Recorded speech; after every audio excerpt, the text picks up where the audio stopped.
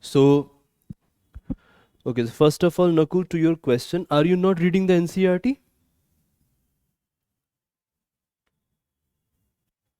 Hmm? Which NCERT you are referring to? Old or new NCERT? New NCERT? Okay, go like this. If you're preparing for UPSC, what I want from all of you, as far as polity is concerned, go with old NCERT. And in this, especially the 10th standard and 11th standard. Alright, 11th standard has 2 books. Find it out, definitely it will be available. In the new NCERT, look at the thematic issues. For example, in old NCERT, you won't find question about constitution per se, or even rule of law as such. But in the thematic issue, as far as new NCERT is concerned, you will find these issues in the new NCERT. So merge them. First thing. Second, go for some periodicals or weekly magazines. Like, are you referring to Yojana or not? These days, very good detailed analysis of many issues related to your UPSC has come. So start exploring these magazines, especially Yojana. If you want to enhance your level, then this website, Live Law, has good input related to some topics that enhance your information base plus allow you how to write it. Both. So refer to this website. Editorials and newspaper. Which editorial you are referring to? On which newspaper?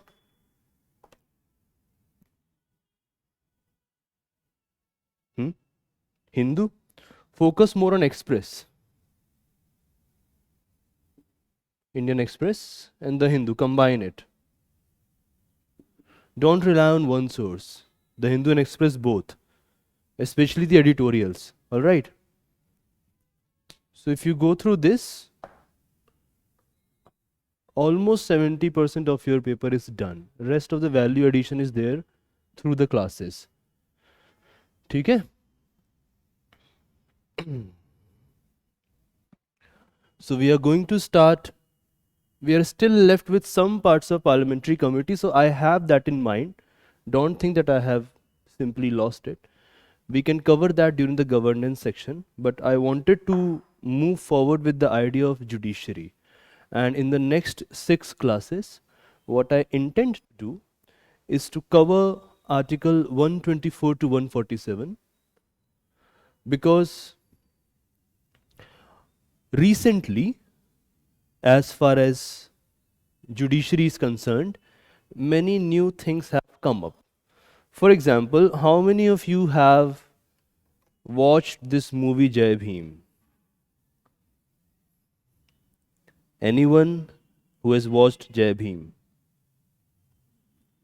नहीं देखा या देखा है? हाँ या ना एक ही जवाब दोगे ना?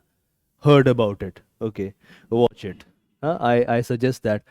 ऐसे ऐसे लिख लो. If you want to qualify UPSC, watch Jai Bhim.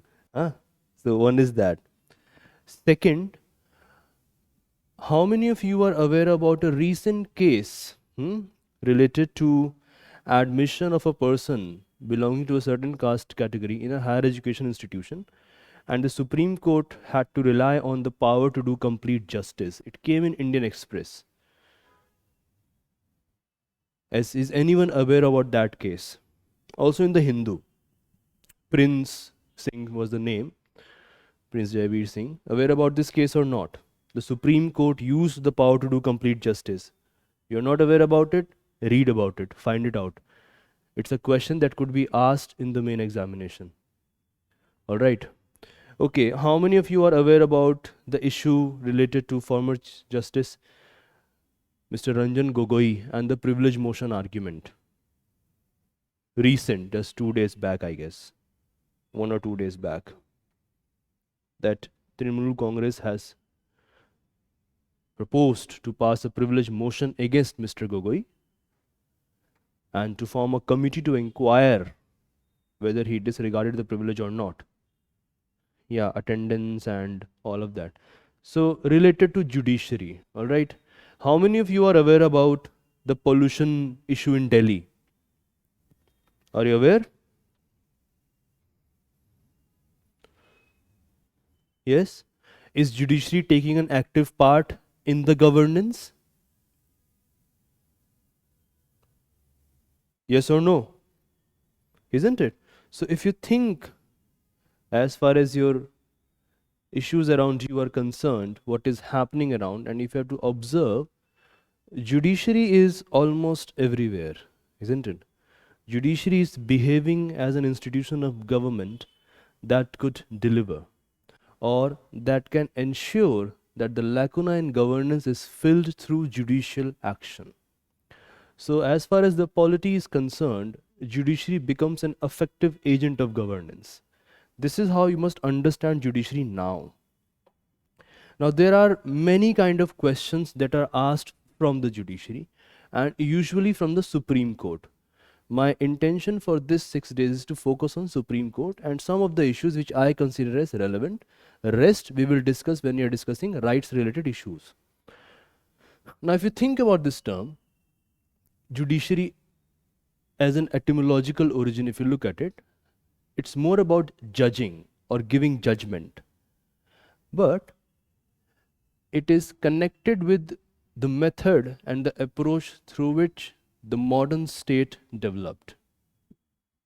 Number one. So, under modern state, government, and under government, judiciary.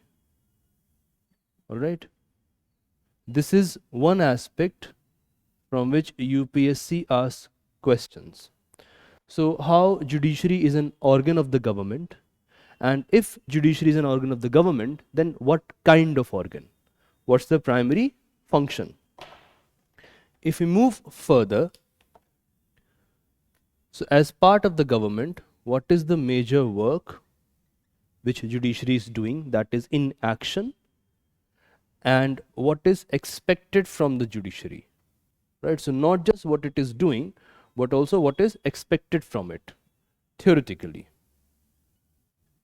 Both. We have to look at it. This is one from where question is asked.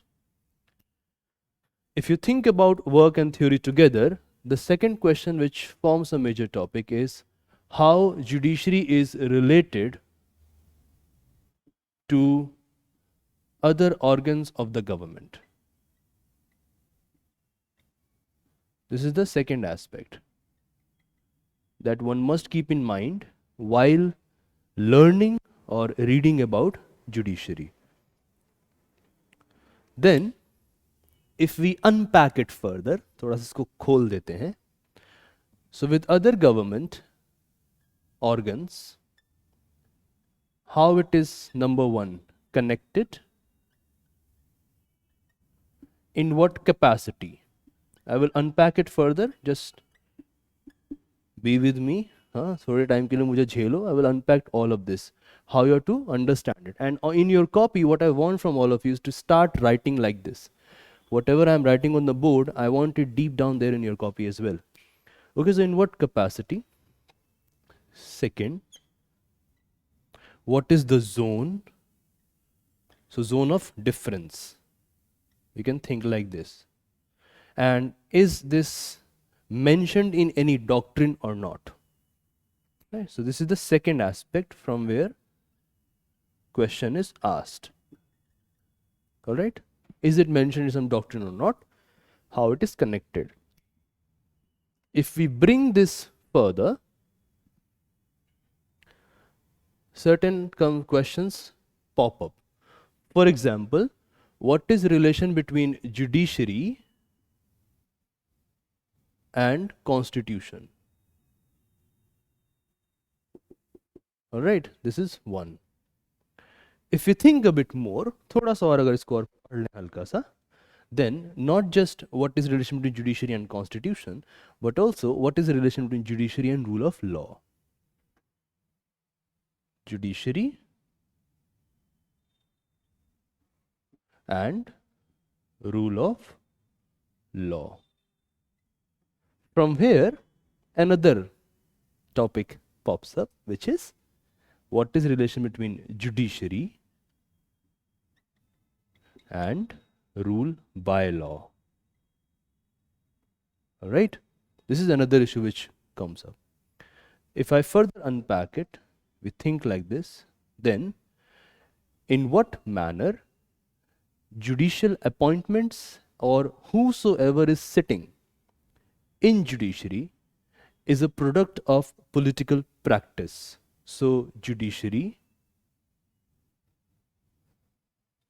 and political context. This is another issue. If we think a bit more, if not too much, but a bit more, from here only, if we merge theory, right, this and this together, if we merge it and we bring in this argument here, then some other topics come up. For example, why do we need separation of judiciary? All right, this is another topic which comes out. Second, through separation, why do we need separation plus independence of judiciary? All right, and through independence, there are some other questions that pop up. For example, on what factors independence of judiciary is dependent? Like if there are X, Y, Z in the polity, does it mean that judiciary is independent? So on what factors is the independence of judiciary dependent? Then why do we need both of them? What is the importance of it? Why it is important? This is another issue.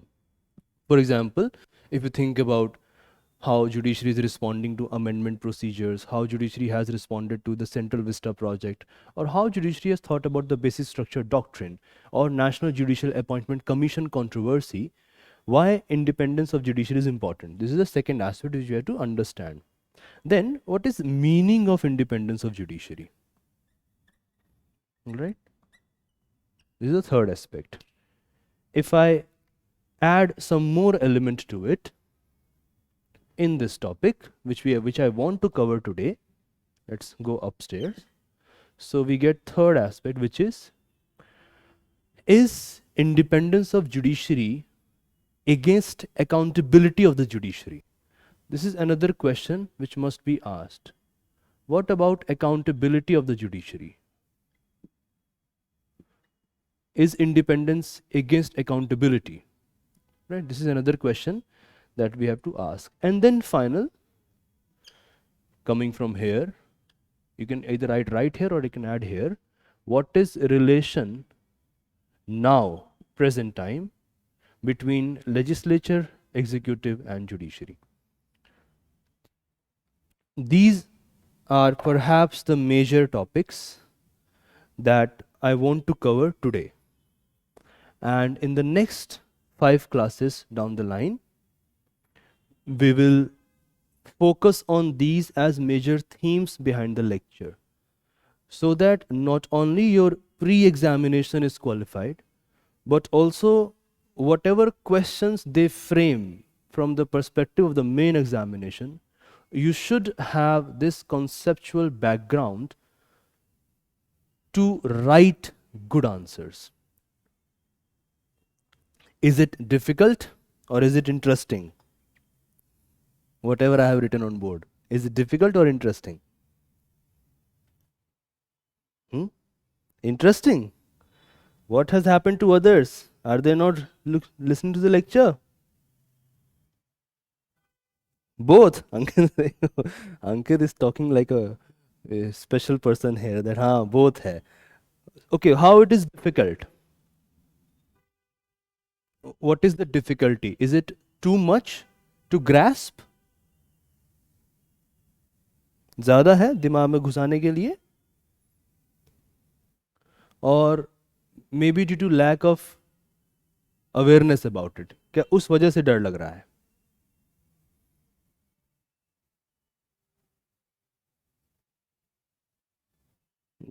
So the person is thinking, or I hope he's not responding. Anyways, it is difficult. For me, it is difficult. So I will say that it is difficult. The reason is that there are not good readings on the judiciary. Second part is that judiciary as a concept is very difficult to understand for a newcomer. Someone who is trained in law or someone who has a background of political science, it is easy to guess what is going on. But there are many statements that I will be taking and delivering in the class. Those statements could be difficult to grasp, but it is perhaps my duty and my responsibility to make you understand the gist of the argument. All right? So let's begin. If you think about judiciary as a lecture wise, should I wipe it? इसको मिटा दें? ये लिख लिया सब लोगों ने?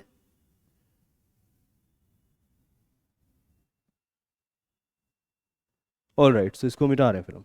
So this is how we are going to cover, huh? So if you think about judiciary as an institution, very recently, and when I say recent, I mean that I'm tracing it back to the evolution of the modern state.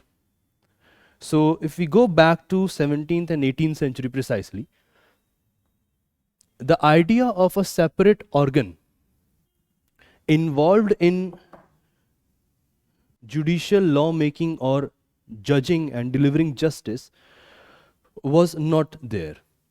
So think like this. Just imagine that you go back to 18th century. Go back to 18th century. And as far as polity is concerned, the idea of a judiciary was not very strong. All right. The authority to judge was basically some kind of lord or a king or an emperor per se. Even in states where in bits and part we had some form of parliament mode of governance, then the representatives and the crown used to judge things together. All right. But there was no such idea of a separate judiciary. So as far as history is concerned, it's a new institution. Under modern state, it's a new invention. And the agenda or the prime basis to develop judiciary is dual faced. So on one hand, they wanted to ensure that popular justice doesn't become the norm. This is one agenda. Doesn't become the norm. The second was to ensure that all the organs of the government or the entire apparatus of the polity remains beneath the law.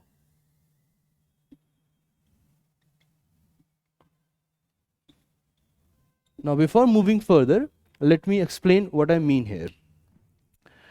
How many of you have seen this in movies or let's say during some protest, that if someone has committed a horrible crime which shakes the soul, so there is an argument in defense of public hanging कि इसको चौराहे पे टांग देना चाहिए. How many of you have heard about this? कि हाँ ऐसा होता है, ये बोला जाता है that yes, hang them in public or give them, torture them in public. Have you heard about it? You have heard it? All right. Is this a good method to deliver justice?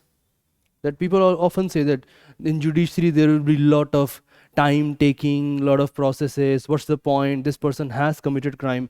Let's think about a very controversial issue. I hope none of you have, all of you remember this name, Ajmal Kasab. याद है सबको ये नाम? Bombay terror attack? So there was an argument that he's eating biryani in the jails, just hang him. What's the point behind all this inquiry? We have a footage. Why so much time is being taken? ये बात बोली गई थी. So this is the idea of popular justice, that instead of a judiciary or some law delivering justice, better position is to just give them to public will decide. जनता निर्णय लेगी, जनता बताएगी. The people will decide whether or not to relieve them of their all their charges or just kill them. So idea of judiciary was to ensure that popular justice doesn't become the norm. The biggest context here is the French Revolution. All right, if you think about historically, na, the first context here is the French Revolution. So what happened? Definitely French Revolution has given a strength to the democratic upsurge. There is no point in denying this. Definitely French Revolution has given a lot of strength to the idea of a nation, that you, me, all of us are equal and we all share a common bond and we all share a common history or some language or some other attributes and we belong to a nation. Definitely French Revolution also gave a very good, a very significant power to this idea of popular sovereignty, that the ruler must be accountable to the people. But what happened during the French Revolution and post the revolution, for some period of time, there was a type of fear. And this fear is also like idea of liberty and fear, where popular justice as a norm prevailed to, for some years down the line. Benjamin Constant has written a lot about it. So idea of judiciary came in from there as well, that instead of popular justice, let's have law, right? So first is to ensure that popular justice doesn't become the norm. The second basis behind the judiciary is that the entire structure of polity remains beneath the law or subservient to the law.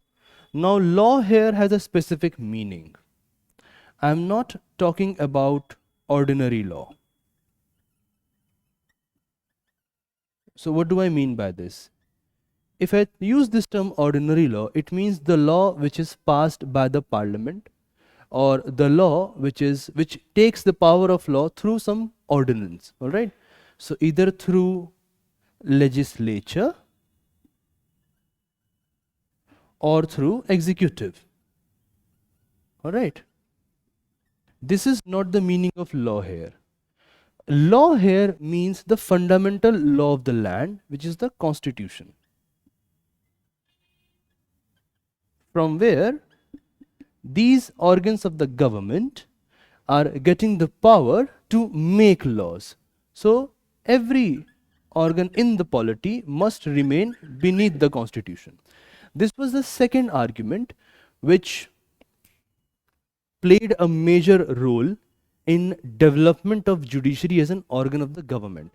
Now, as far as my understanding goes, many of you must have reread what I explained about government. So answer me honestly, do you recall what is government? Or how many of you recall it? So that I can just either repeat it or I just skip it. How many of you recall what is government?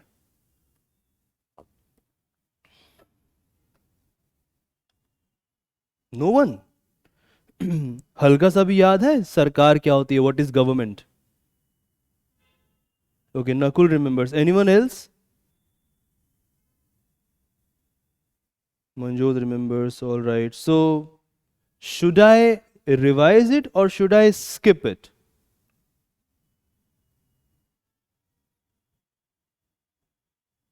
Take your call. If you want a revision, I can do that. If you don't want it, I can skip it. Skipping it? Fine. So, okay, I'm taking the so basically in just two liners, government in a general sense refers to any mechanism through which ordered rule is maintained, and government in a broader sense refers to institutional processes through which ordered rule and collective action is facilitated. All right, this is how we understood. The idea of government is that government is the administrative apparatus of the modern state. हाँ, एक ये बात भी की थी. And this government has three organs: legislature, executive, judiciary. And the work of each organ is defined. It is also known as doctrine of separation of power, which was given by Montesquieu. Quick revision in 4 minutes. We don't need to go further down the line. All right, ठीक है? ये हो गया revision. Let's move forward.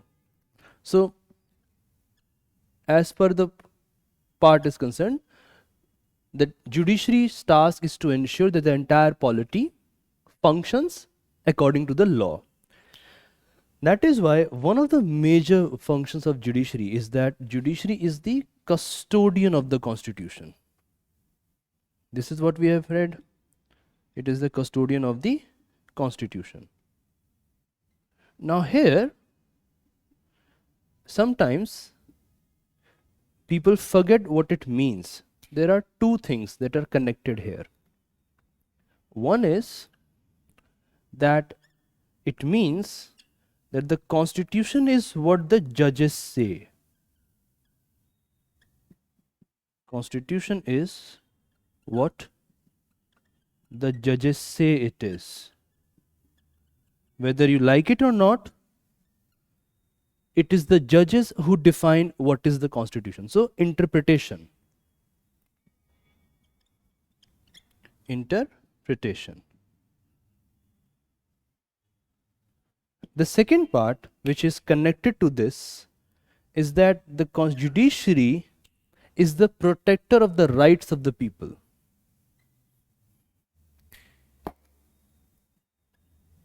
Protector of the rights. This is the second element in it, which means that it is against arbitrary exercise of power. So when you are trying to understand judiciary or the entire apparatus of judicature, what you have to go through is these kind of arguments so that the concept is clear from the starting. So let's write a bit and then we move forward. Give a heading, the judiciary and introduction. Right. Alright, give this heading and start writing.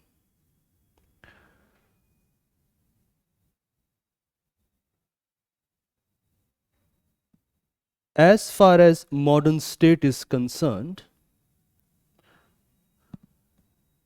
as far as modern state is concerned,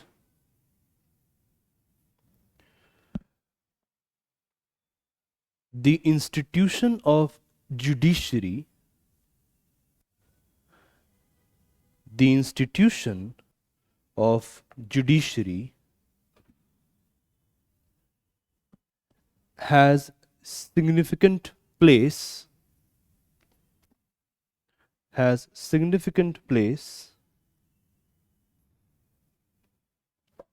in the polity, has significant place in the polity. Full stop.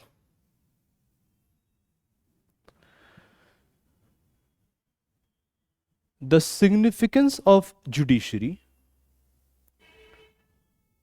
the significance of judiciary as an institution, significance of judiciary as an institution increases manifold,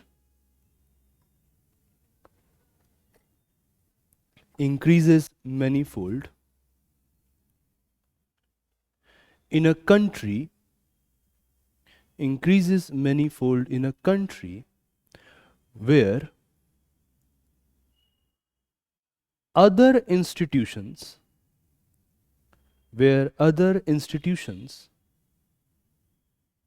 comma, especially representative institutions,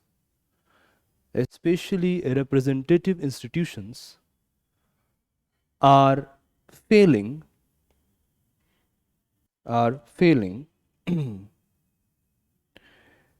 in fulfilling their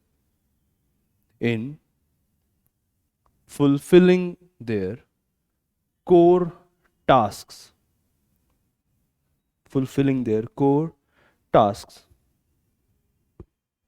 full stop.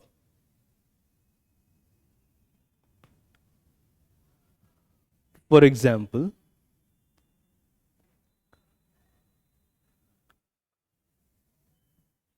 the zone of judiciary, the zone of judiciary's work,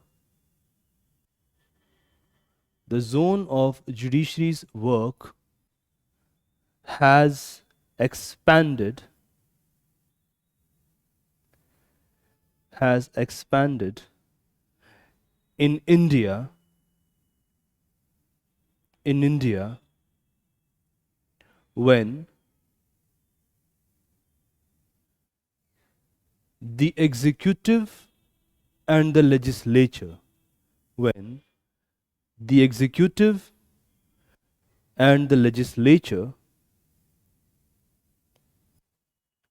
have failed miserably, have failed miserably. Full stop.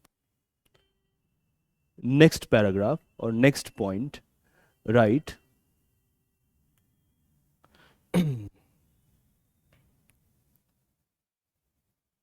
Historically, right? Historically,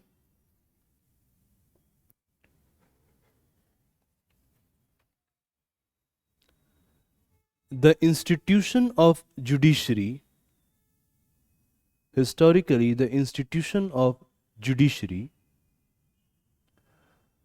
as we are seeing it today, as we are seeing it today, is of recent invention, is a recent invention.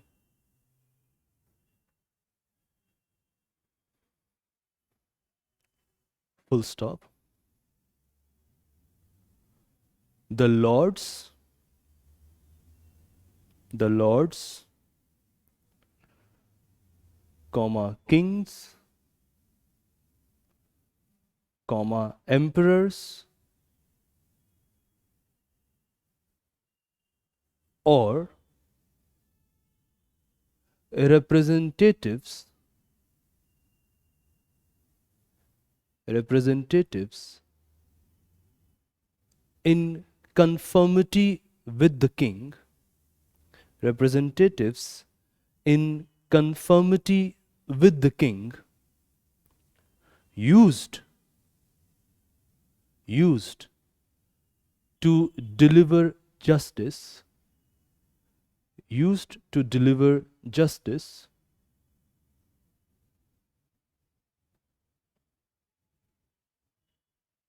till the 18th century, till the 18th century. Full stop. This practice is still followed, this practice is still followed in some polities, in some polities even today.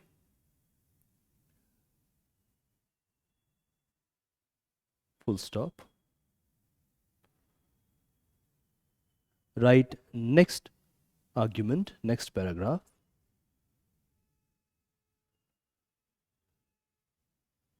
The term judiciary,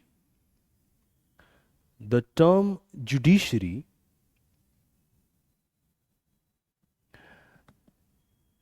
in Indian Constitution, in Indian Constitution,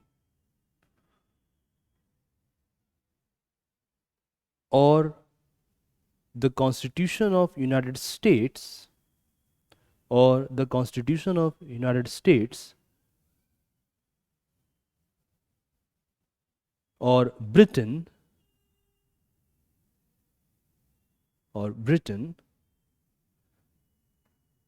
refers to the institution, refers to the institution which operates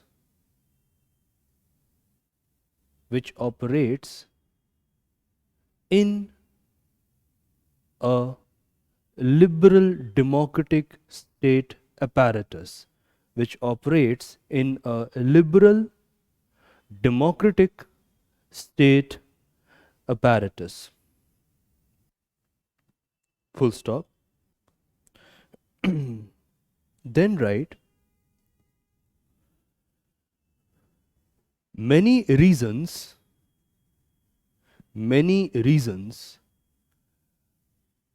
are responsible many reasons are responsible for gradual development for gradual development of this institution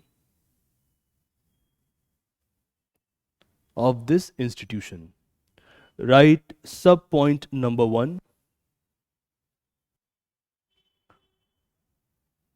to ensure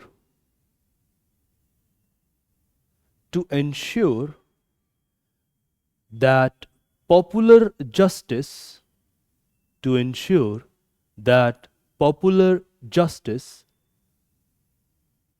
doesn't become the norm, okay, or is not becoming the norm. Let's have it a continuous form. Is not becoming the norm, because even today there is this constant fear that popular justice will prevail. That popular justice is not becoming the norm. Number 1 subpoint. Write number 2,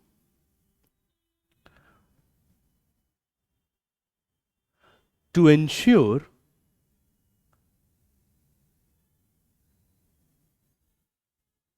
that the entire polity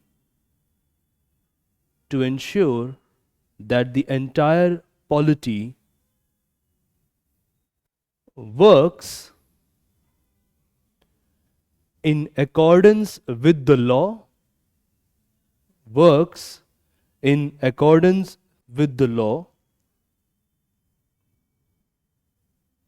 and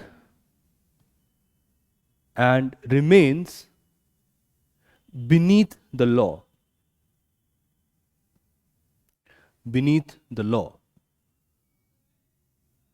Write next argument or the next point. The term law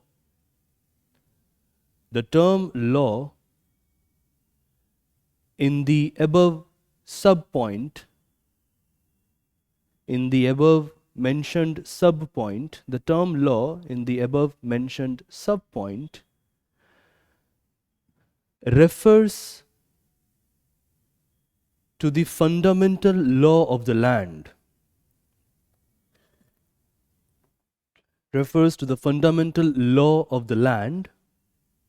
Dash the Constitution. Full stop. It is above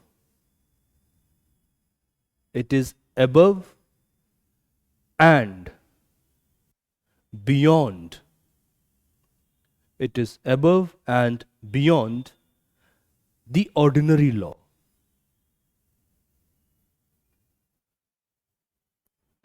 And in addition to ordinary law, have a bracket and write law passed by the parliament,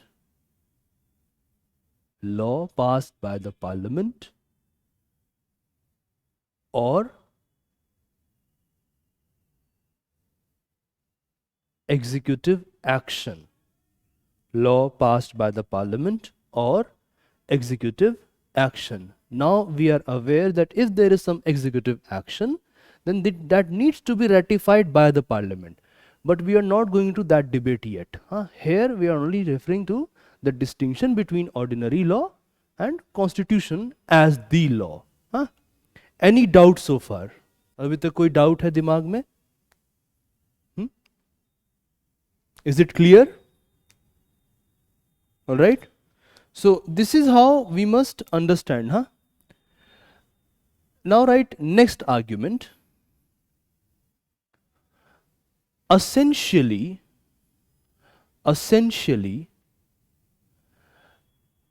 as an organ of the government, essentially as an organ of the government, the judiciary has two prime functions. We will unpack it in the next part, but abhi ke liye do, for the introductory page of your notes, essentially as an organ of the government, the judiciary has two prime functions. First subpoint here, it is the custodian of the constitution. It is the custodian of the constitution. Dash, what it means? Interpreting the constitution. Okay, what it means? Interpreting the constitution. And second, to protect the rights, to protect the rights of citizens, comma, non-citizens, and sometimes there are rights for aliens as well. So, comma, aliens, and some bodies, BODIES, bodies. It could be a legal body or corporate body. So, don't go into much detail, but for your information, you must know this. So, citizens, non-citizens, aliens, and some bodies. Okay? Tired? Do you need a break? अभी तो break नहीं चाहिए किसी को? आगे बढ़े? All right. Let's move forward then. इसको मिटा दें? ये सब लोगों ने किया, इसको लिख लिया हम लोगों ने. Let's move forward. ठीक है? So this is how you must start understanding the judiciary. Otherwise it becomes, you people focus on information and then the entire conceptual backdrop to write a good answer is missed. So we are not going to commit that mistake in classes at Prospect IAS. What we are going to do is that we have to make sure that conceptually we are the best in the market and in that examination. My task is that. So let's begin with the main functions of the judiciary. यहीं से शुरू करते हैं. Main functions of the judiciary. And what will happen when you will start reading these functions, and I will be explaining it, then we will write in some parts. You will also start understanding that what is the meaning of these terms like excessive executive action, judicial overreach, blah blah blah. ये सब चीज़ों से हम लोग गुजरेंगे. So the first thing that you have to understand, that judiciary interprets the constitution. First thing, which we have just written. A moment please. Thank you. So it interprets the constitution. Constitutional interpretation. So let's stay here for a while and let's understand what it means and how this particular function of the judiciary, and let's call it the way constitution is written, has led or has helped the Indian judiciary to become, if I'm not wrong, I think I'm not wrong as far as my understanding goes, the most powerful judiciary in the world. Okay, Indian judiciary is the most powerful judiciary, especially the Supreme Court. So let's understand this thoda sa. Let's go to that class where we were discussing organs of the government, and let's have a two division. So on one hand, we have, let's say, modern state, and in this modern state, we have government as the administrative apparatus of modern state. All right, administrative apparatus, short form. And in this I had discussed that there are three organs of the government. One is legislature, the second is executive, and third is judiciary, हमारी प्यारी न्यायपालिका. Now in this, through the idea of functions, I had discussed that they make laws, they execute laws, and here the beautiful judiciary adjudicates upon law. Alright? Adjudicates law. हाँ ठीक है, ये हमने समझा था, right? Now let's have a circle. There's a box here, huh? Not circle. And we also discussed that a strict separation is difficult to imagine in a polity. Right?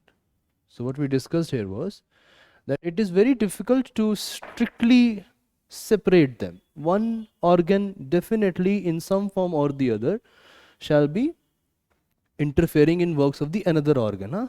We discussed that as well. So it is difficult here. And here UPSC asked a question in the pre-examination. What was the question? Now this is modern state. Now let's make India here. Instead of that, let's have India. Now in India, we have definitely a modern state,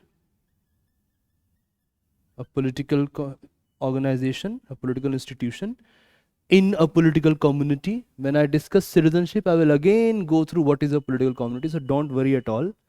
In this, we have the government, and then we have same three things here, as ye niche aa jayega aise hi. So we have legislature, we have executive, and we have a judiciary. And then the same functions, right? We will write it. So making law, ML, executing law, and educating on law. What are these laws? These laws are formed by the legislature. So laws that are made by the legislature, judiciary executes on those laws. This is what we have discussed. But there is one big difference between India and other polities.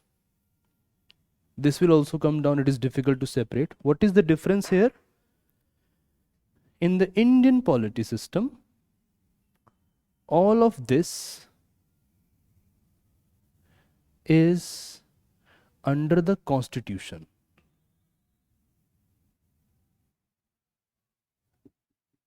So not a single institution can operate on its own. Now from here, a big issue develops as far as this part is concerned. So India, as far as Indian judiciary is concerned, the interpretation is not through this method. The interpretation is through this method. That there is a constitution, and this constitution is giving judiciary the power to interpret, educate on law. So the fundamental law is already above the parliament. Which means that unlike the Britain model or the British polity, in Indian polity, judiciary has more space, right? So this fundamental law is already there. So judiciary and parliament, as far as Indian polity is concerned, have an equal footing. First issue. Second issue, because the fundamental law is already there, judiciary cannot have an overreach. Judiciary also cannot trespass this law. So two debates emerge from here, based on which there are two main examination topics on which your question UPSC has asked the question. One is judicial review versus judicial overreach. This is one topic which emerges from here. Second is judiciary and parliament, question of sovereignty, who is more sovereign or supreme, amendment to the constitution, and the idea of basic structure. Both the topics, on both topics, UPSC has asked a question which is coming from the first function of the judiciary, which is constitutional interpretation.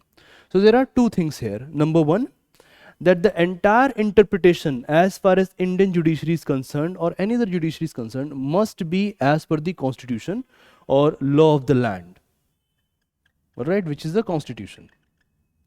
Second, when judiciary is interpreting, judiciary is taking part in political activity.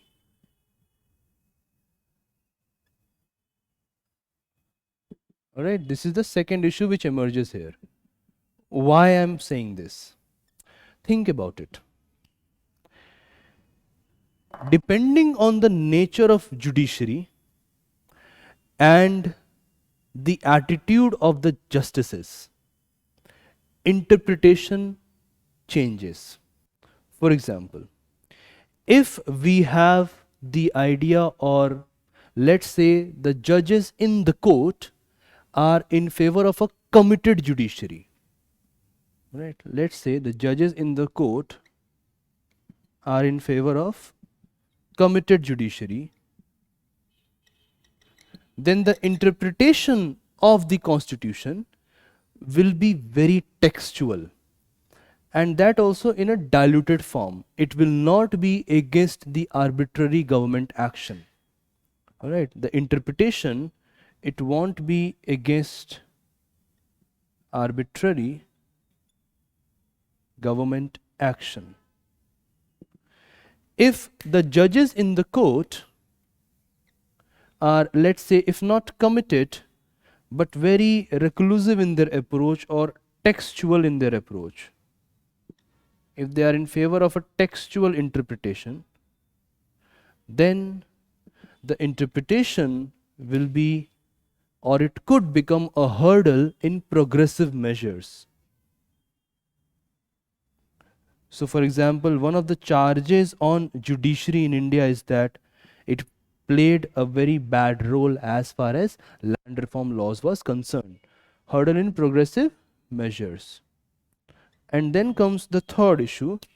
If the judiciary is not committed judiciary, it's not believing in textual interpretation, rather the judiciary is very active, then the interpretation will consider constitution a living document.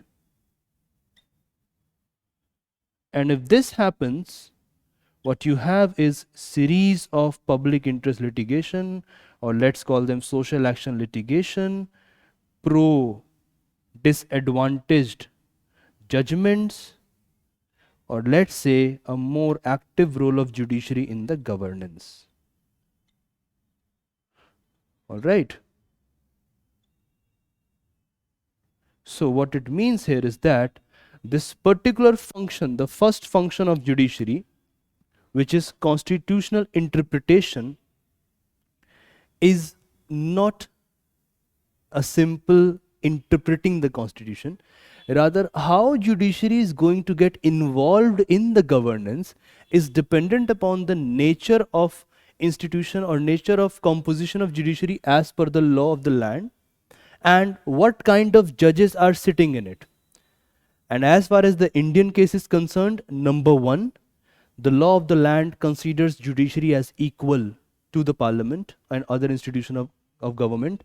Number two, the judiciary in India, especially post 1980s, has taken a very active turn. Before 1980s, it was textual interpretation.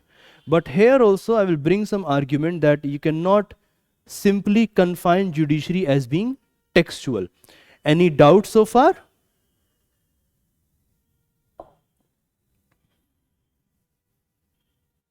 Is it becoming more interesting now? It's not becoming more interesting. सब लोग no कर रहे हैं. It is. It is an judiciary is very interesting to understand. So write it down थोड़ा सा. हाँ, इसको भी लिखते हैं. Give a heading. ब्रेक तो नहीं चाहिए ना अभी, because I am having my cup of tea. So आप लोग देख लीजिएगा. अभी ब्रेक की जरूरत नहीं होगी मेरे ख्याल से. Let's write थोड़ा सा और. Right? Main functions of the judiciary. Heading डालिए. And write the first function. give a heading, first subheading, protecting the Constitution. Protecting the Constitution. And in this, write first subpoint, ऐसे करके, constitutional interpretation or interpreting the Constitution. Constitutional interpretation or interpreting the Constitution. And now we are going to have some subpoints in the first subpoint. Okay. So what are we going to write? Write like this. Unlike polity of Britain, unlike polity of Britain, the Indian Constitution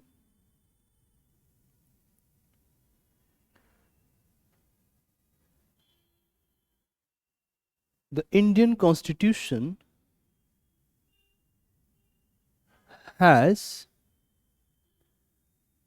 given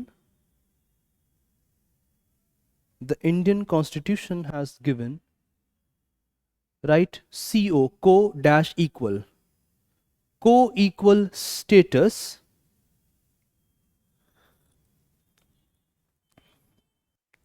to Parliament and Judiciary.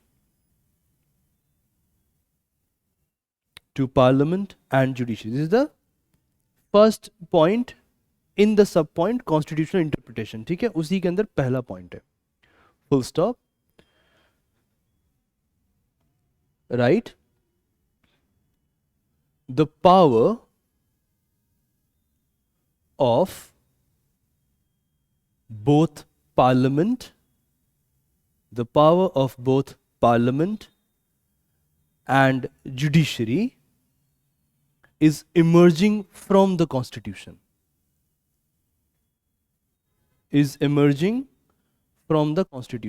हाँ, इसको लिख लिया. ठीक है. Now write the second sub point within this constitutional interpretation. Right.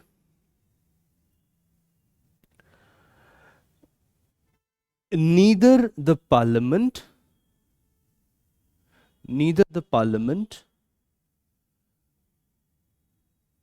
nor the Judiciary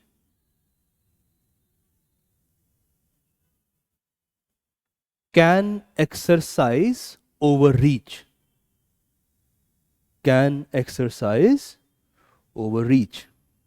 ठीक है, ये लिख लेना है सेकेंड आर्ग्यूमेंट. इसमें थर्ड सब पॉइंट क्या आएगा? Very simple, right. Interpreting the Constitution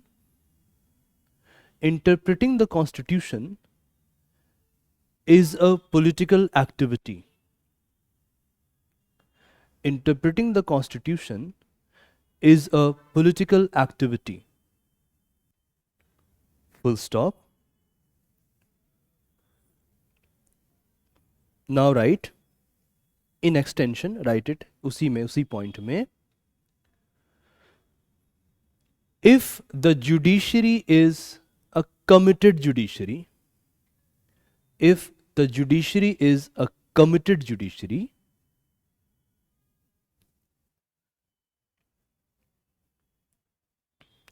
it will not take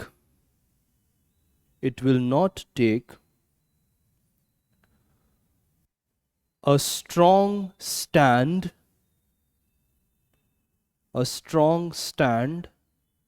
and be very careful in writing against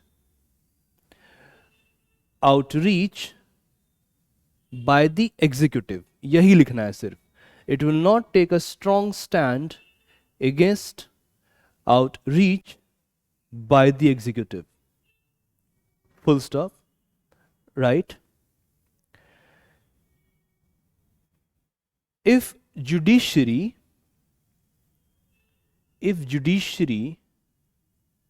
takes a textual approach of interpretation,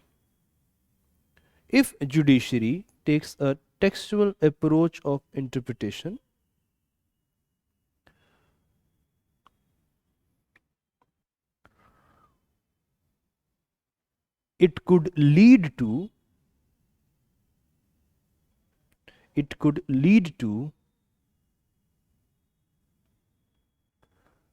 unwanted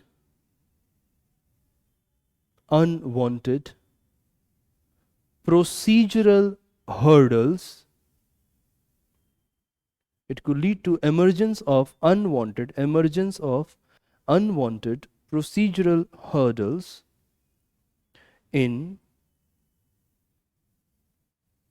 application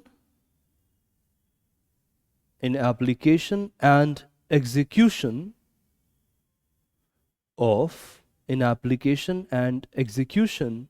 of progressive laws made by the parliament. Progressive laws made by the parliament. Full stop. In extension, write the last part of it. If judiciary is active,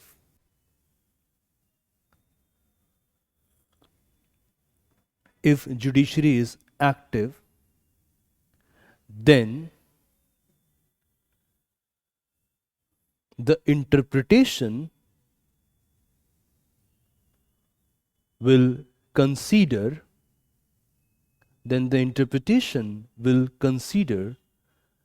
the Constitution as a living document. Then the interpretation will consider the Constitution as a living document. Full stop. It means that the judiciary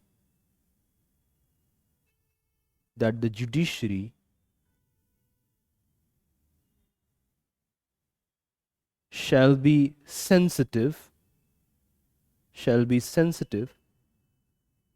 to the ground realities,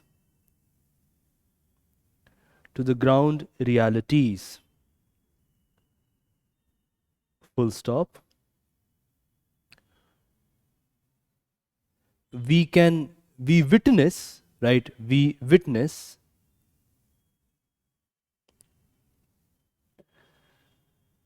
this in India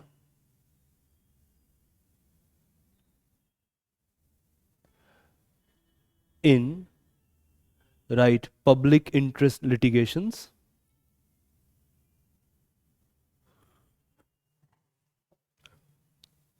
comma, expansion of the idea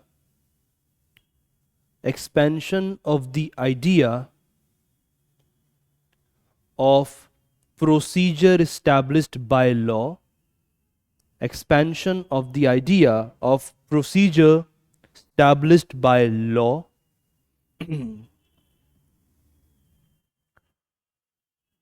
comma,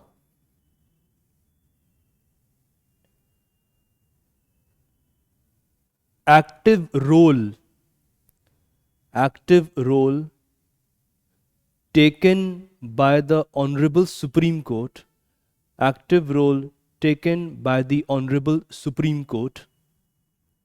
in governance,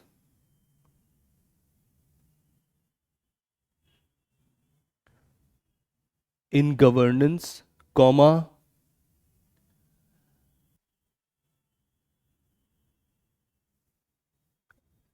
progressive reading, right, like this, progressive reading of Article 14,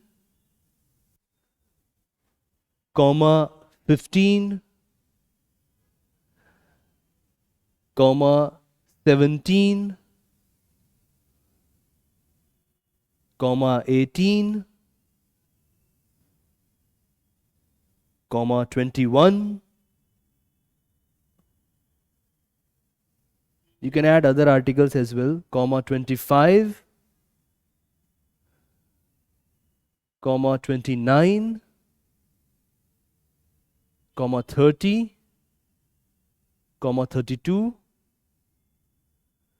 comma DPSP, and within bracket write especially Article 39, or write 37 to 39, all three combined, especially Article 37 to 39.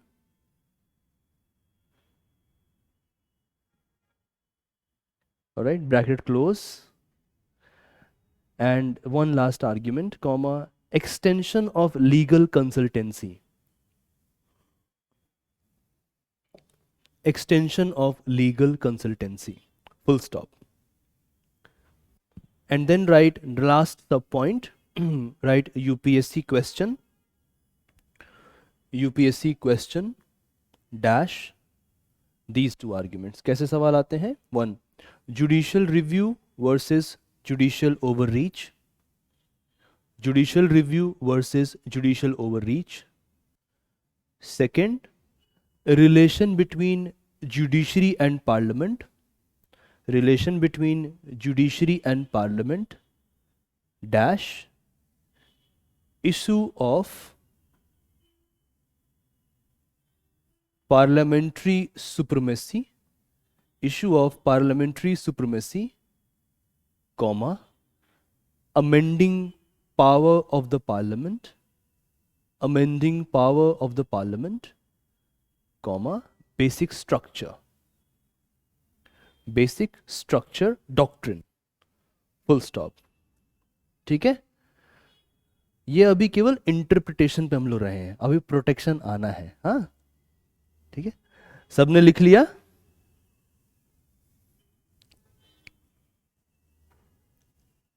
All of you have written it. Shall we move forward? Tired or not tired? Can we continue? Let's continue for थोड़ा सा, एक दो भी तो शुरू किया है पढ़ाना अभी तो. हाँ? अभी तो मैंने एक कप चाय भी नहीं पी है, कम से कम 2 कप तो पीने दो. चलिए, लेट्स मूव फॉरवर्ड. हाँ, इसे मिटा रहे हैं फिर हम. ओके, ये आर्ग्यूमेंट क्लियर हो गया. Now what I want from here only is that we extend this. Interpretation से we go for protection वाला जो पार्ट रह गया है उसको कर लेते हैं.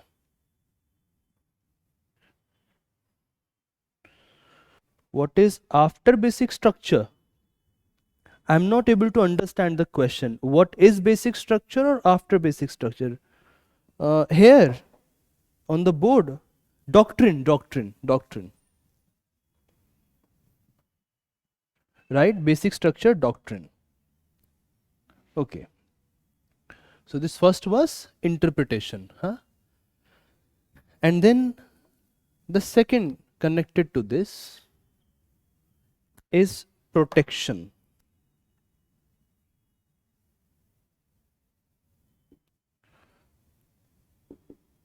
Now what it means here, what is the protection? What are we trying to figure out here? So there are many ways to understand this issue. That okay, this is protection, that is protection, or there are arguments that are written. But basically, if you think in terms of polity, what we are referring here is related to the idea of rule of law. Rule of law. Now I have discussed this many times in the class, but because it is a very important topic, so I will just go through it again. There are many methods to understand the idea of rule of law. Basically, it means 3 things, and there is a historical backdrop to it. The historical backdrop is about Magna Carta, which is also considered as, or which has this status. There is a status to it. If UPSC asks in the pre-examination, there is a pre-question, status of the first constitution of the world. Okay, this is what is here, constitution of world. If you go through some essay wala question, if comes, then you can debate upon it, but in pre-examination you have to write this. Now what happened with Magna Carta is very simple. There was a king in England, and there was protest against his arbitrary policies, usually by the lords and the merchants. And then through a agreement, they both agreed that even the king or subjects, both are beneath the law. So this made law supreme. And then the entire polity was structured in England as per the doctrine. While reflecting upon this polity, a very good legal and constitutional scholar, A.V. Dicey, he wrote a book known as Introduction to the Study of the Law of the Constitution. Introduction to the Study of the Law of the Constitution. In this, he said that what separates England or the polity of England from other polities is that it is based on doctrine of rule of law. And for him, there were three elements to it. Number one, supremacy of law. So nobody is supreme or nobody is above the law. The king is beneath the law, subservient to the law. The people are subservient to the law. The subjects are subservient to the law. Everything is subservient to the law. The second was equality before the law. So law doesn't discriminate. So in eyes of law, everyone is equal. And third was, which is a bit difficult to understand, it is like, let's say that legal spirit as the basis behind individual liberty. Okay, so legal spirit is the basis behind individual liberty. Basically what it means is that he was mentioning this in context of court, that the court there, or the kind of judicature which has developed in England, the way they give judgments or they talk about cases based on the conventions, so there is some legal spirit, and that legal spirit is coming from the post-enlightenment tradition in England. So writings of John Locke, even people like John Stuart Mill, Jeremy Bentham, who has written a very good book on principles of legislation. It's a small book but very fundamental to understand law. Or let's say people like Comte, who have written about positivist law, that textual interpretation must be there. So there is some legal spirit which is coming from this Magna Carta doctrine, and then that legal spirit is the basis behind individual liberty. So we are not giving you the liberty, rather it exists. For example, if we think about this in context of India, usually there are many scholars who say that this should not be applied to India, and then there are some who say that Indian judiciary has derived it. But if you think about this argument, it basically means this, that so you are born free. Abhi, it's not the case that you will say that, oh, I am born with some chains in my legs, or I was born against my will. No, when you are born, you are free. Nobody is giving you life, especially not the political apparatus. The government is not giving you life. You are product of love and you are born free. And then secondly, when you are born, you have right to speak or right to think what you are thinking. So your mind is also free, right? When you are born, you have a dignity. You are an equal moral being. So ideas of life, ideas of liberty, ideas of dignity, they are not given by the polity. They are not given by the constitution. Rather, the constitution respects these rights. That's why they are natural rights. They exist before the polity. The polity has to respect, and if the polity is not respecting these rights, people have the right to revolt against the polity or to take back their consent from the polity. That's why in many of the topics, why some kind of movements take place. So you have to think in these circumstances. The idea is simple. Protection means that the rule of law is maintained. So what it means here, when we say that the constitution is protection of the constitution, and it means the protection of your rights. So there are two things: protecting the constitution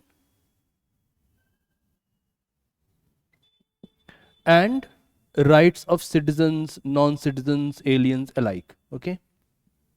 Now the question comes, who is going to do something or which institution is going to do something that could act as a hurdle in application of the constitution. So basically what it means here, or hidden in this meaning, is that protecting against executive outreach, which I just mentioned in a point. So why I'm saying this? Think like this: plus governmental outreach. Let's have both. So this function means very simple. In Indian context, think about Article 13 and Article 32. Article 13 protects the constitution and your rights from any law made by the parliament or any order that has the capacity of law which could hurt both of them. Right? For example, think this is about law. Any law which is in violation of fundamental right, if it is violating fundamental right, then to the extent of violation, the court can declare that law invalid. Right? This is it. Think about Article 32. It's about remedies, constitutional remedies. Now in this, also considered as heart and soul of Indian constitution, this is also a pre-examination question. Which article is considered as heart and soul of the Indian constitution? Now think like this: all the writs, majority of them are against executive orders.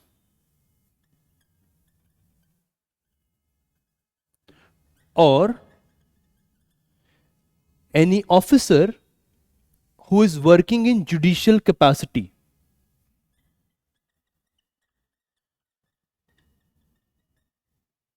Or some lower court which has trespassed its constitutional boundaries.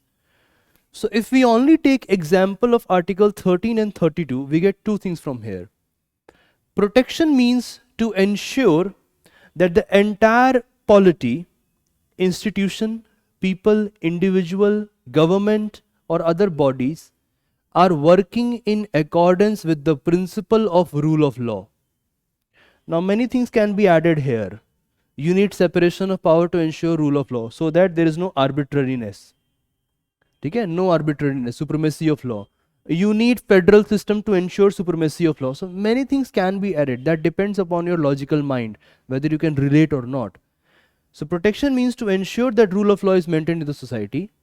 And then what it implies? Protecting the constitution and ensuring your rights, citizens and non-citizens, also sometimes aliens, from usually executive outreach.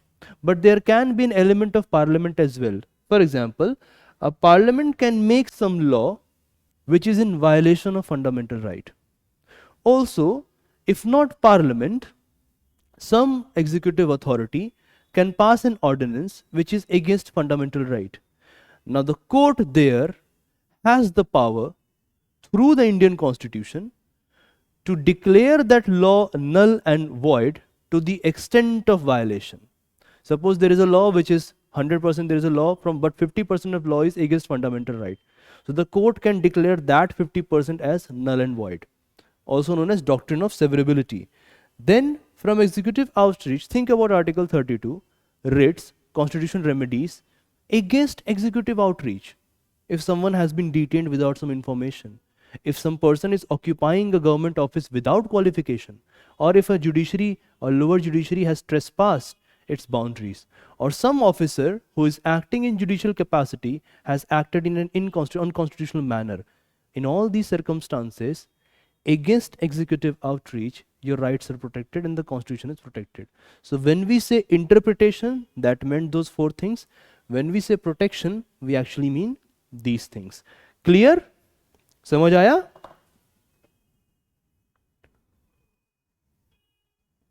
इसको लिख ले. Right. Protection. ठीक है, second सब point क्या लिखेंगे, protection, right. So first was constitutional interpretation or interpreting the constitution, second is protection. Write like this, the first point, protection implies protecting the constitution, protecting the constitution and rights mentioned in the constitution, and rights mentioned in the constitution from both executive and parliamentary overreach, from both executive and parliamentary overreach, full stop. Next argument, next subpoint under the heading protection, it means that the entire polity, it means that the entire polity is working in accordance with the principle, in accordance with the principle of the rule of law, the rule of law, full stop. Next point,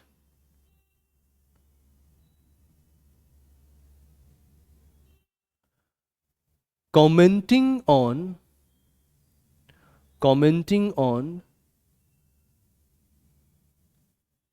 the nature of polity, commenting on the nature of polity which developed in England,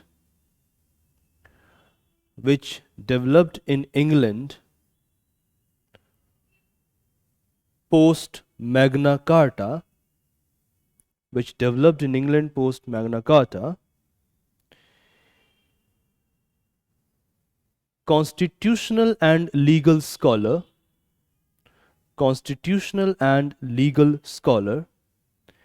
A.V. Dicey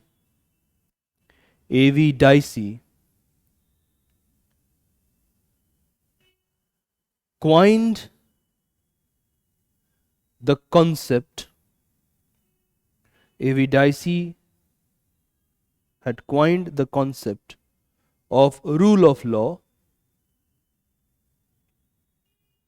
full stop. It means three things. Write sub points in it. Number one, supremacy of law.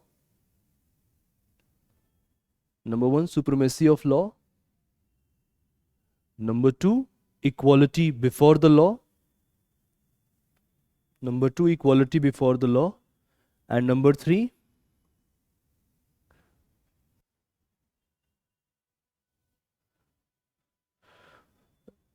write like this, legal spirit as the basis of individual liberty. Legal spirit as the basis of individual liberty dash natural rights. Legal spirit as the basis of individual liberty dash natural rights. And then उसके side में ऐसे बना के, कुछ ऐसा सा करके, ऐसे बना के, write UPSC pre many times, because it has been asked many times. So no matter how many times we revise it, it is going to be beneficial for us. And then write the next sub point in it, equal protection of law,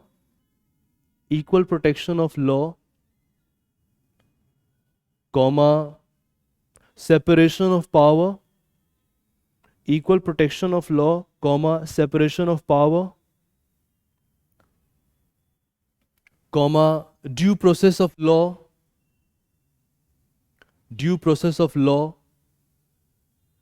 comma, judicial review,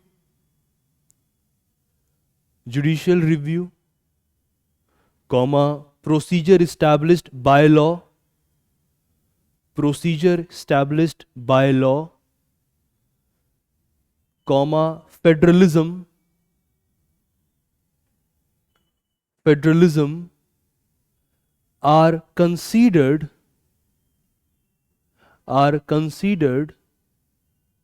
as important aspects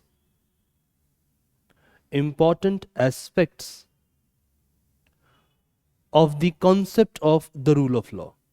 Important aspects of the concept of the rule of law. Of the rule of law. Full stop. Next subpoint.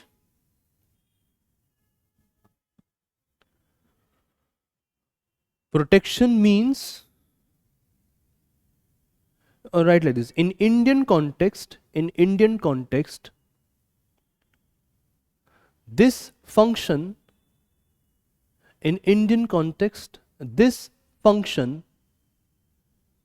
is clearly outlined.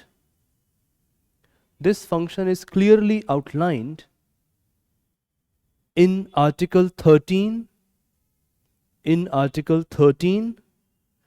and 32. Full stop. And 32. Full stop. Right, next point.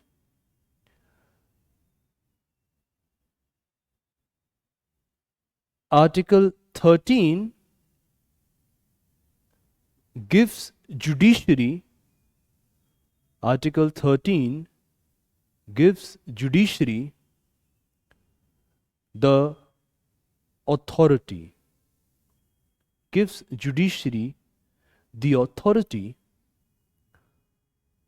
to declare any law,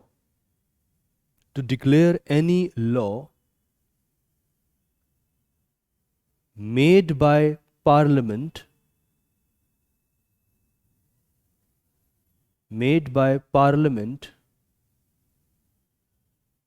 or an action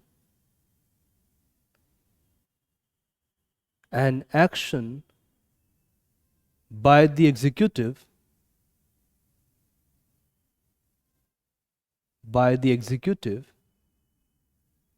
having the force of law. Write like this. An action by the executive having the force of law as null and void,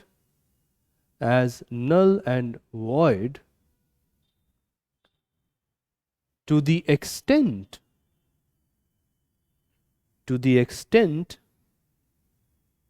it violates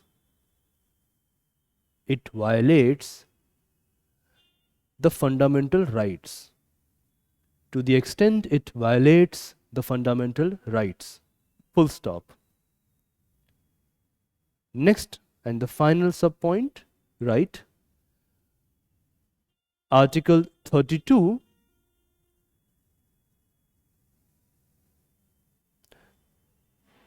give a comma, the heart and soul of the Indian Constitution.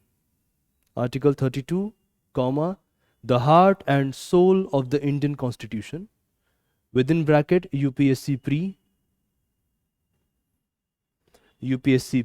bracket close. And I hope you all know that Dr. Ambedkar used these words. So इसको तो अब याद ही हो गया होगा, बार बार लिखना क्या है. Dr. Ambedkar भी लिख सकते हैं आप साथ में. The heart and soul of the Indian Constitution gives judiciary the authority,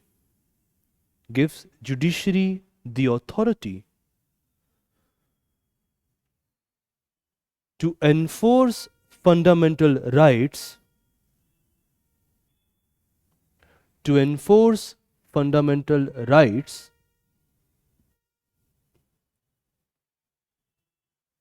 of an individual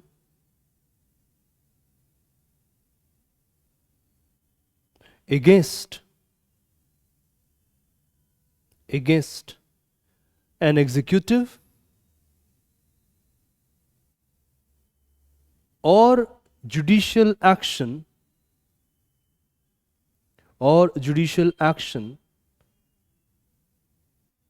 that violated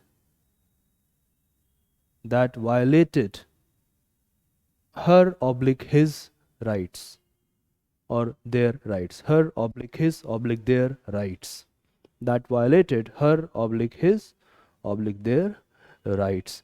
Full stop. Oh my god, we already more than 1.5 hours. Take a break, dear aspirants. थक जाओगे ऐसे.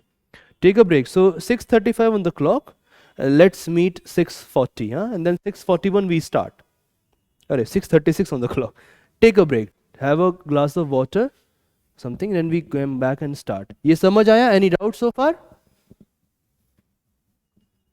Right? Yeah, take it. All right, come back.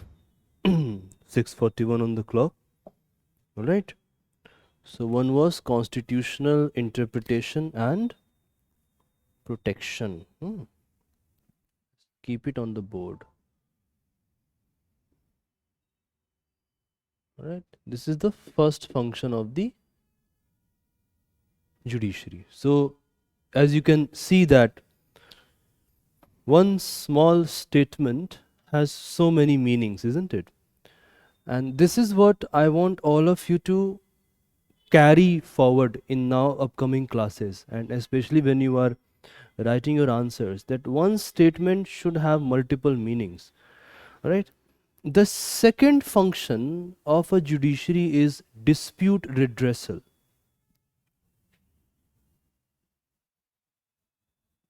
Dispute redressal. Now what this means? What is the meaning of this argument? Very simple. Think like this. The modern state is only possible in a political community, right? Modern state with the government as an organ is only possible in a political community. All right? This will also help us in understanding citizenship. So, political community, as far as Professor Roy is concerned, is different from ascriptive communities.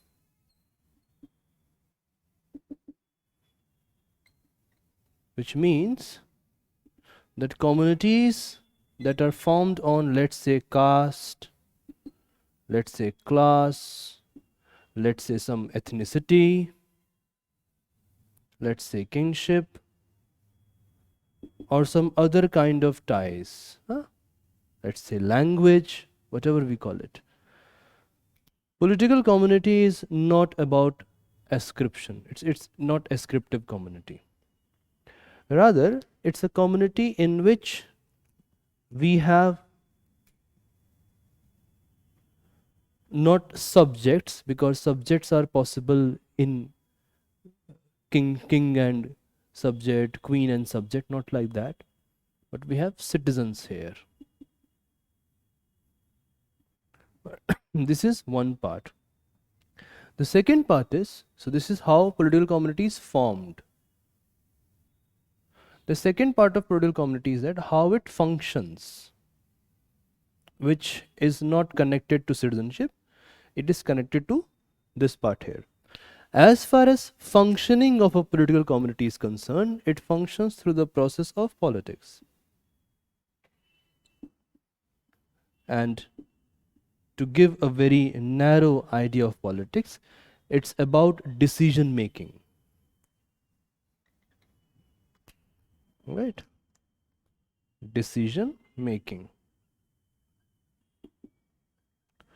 And this decision making, what makes it political or politics, are two things. One, because there will be different kind of interest, definitely this decision making process will be conflictual. there will be conflict.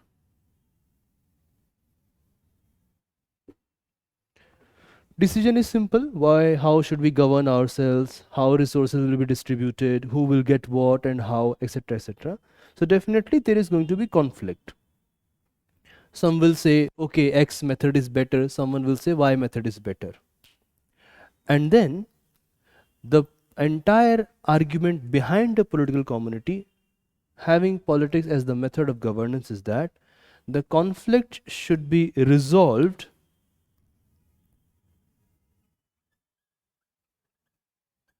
through deliberation.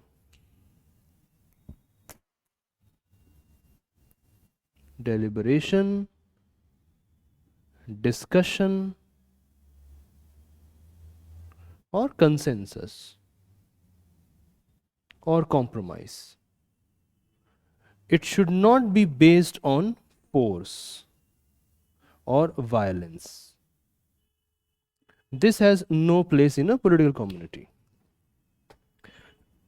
Now the question emerges that even while arriving at deliberation or discussion, there is a possibility that dispute will be there. Now the function of court is to resolve these disputes which take place in a community, and through resolution the court tries that whether it is between individuals,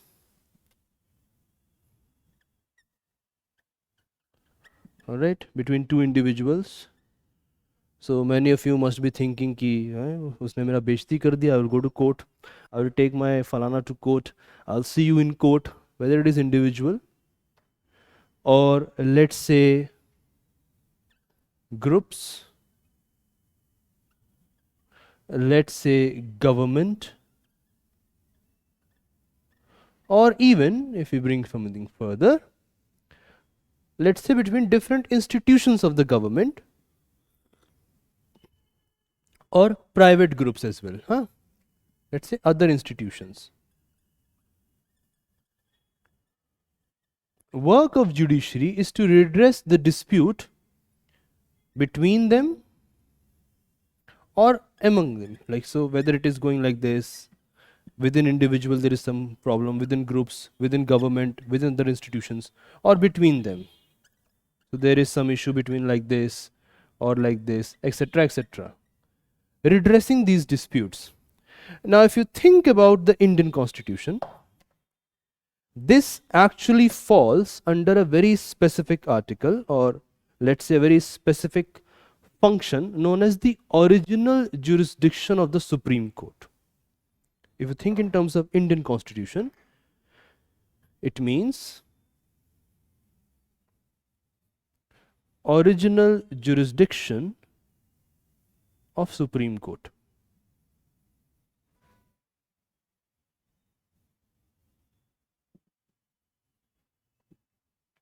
Now what it means here is that whenever there are some disputes which arise in the society or in our polity, unless the Constitution otherwise provides, so unless the Constitution or through lawmaking amendment there are some other provisions that are added to the Constitution, unless that is happening, the dispute redressal matter will always fall under the original jurisdiction of the Supreme Court. Now UPSC asks a question from here. Now what happens in that question, and unfortunately in the books that we have, which often are not referring to the original Constitution, in that question often students get confused with one option which relates to union territories, and there is a reason for it. Of course we will go through that question in the next class, but let's understand what is the original jurisdiction right here, so that you get idea of judiciary and Indian Constitution together. That's my purpose here.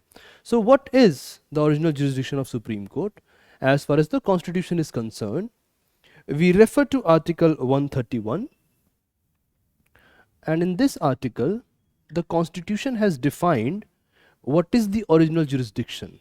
Number one, as far as the Constitution is concerned, the Supreme Court has original jurisdiction in any dispute between the government of India. So on one part we have, let's say, A, government of India. On the other, let's say B, what we have? In place of government of India, one or more states. One or more states. This is first option. Second, the Supreme Court of India, as per Article 131, will have original jurisdiction in any dispute between the government of India. So we get this down, between the government of India and any state,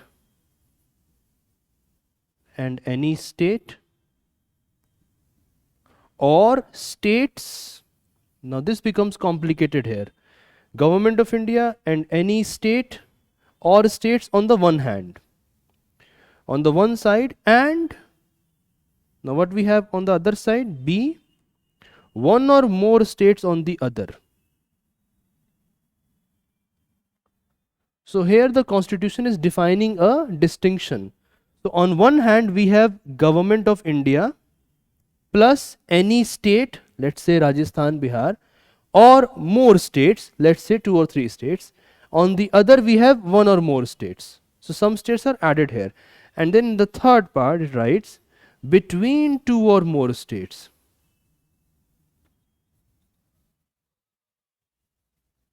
Alright, this is another issue which falls under the original jurisdiction. Now, what is the problem here, or from where students get confused? There is some more to it. I will discuss that later when we discuss Article 131 in a bit more detail about some facts there, because it must refer to some legal fact or something related to extension of rights. That's the point there. But what happens is that where we will have union territories, can anyone guess where we are going to have union territories?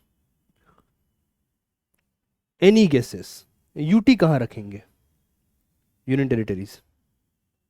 तीनों में? Either you can say no idea, so write N, or if you have an idea, give me the idea. What an idea, Sarji wala? Nakul is very close. Union government. So we will have UT here, right? What about, let's say, national capital region, Delhi? There is a tussle between Union government of India and the Delhi government. What will happen in that case? कहाँ रखेंगे?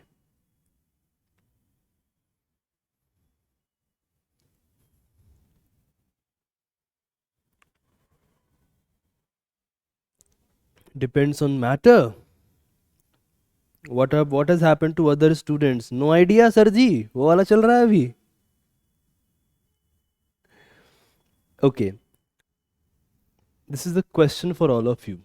For tomorrow class, I want all of you to figure out, okay, what happens when there is tussle between one agent of the central government and a union territory that has its own legislature, whether it is part of original jurisdiction or not, and if it is part of original jurisdiction, what about these 3 sub clauses in it?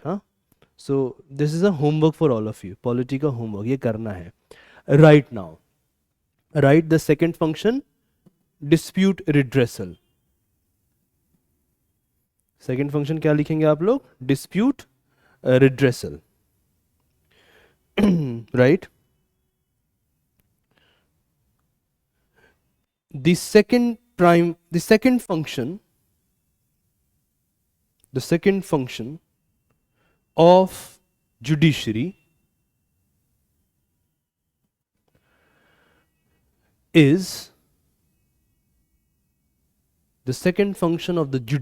is to address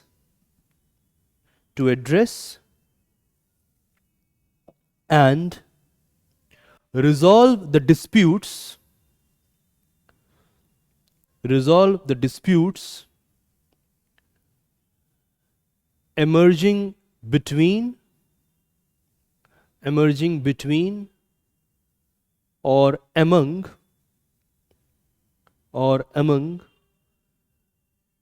the individuals, comma, groups, comma, institutions and levels of the government, institutions and levels of government, institutions and levels of government, comma, other organizations,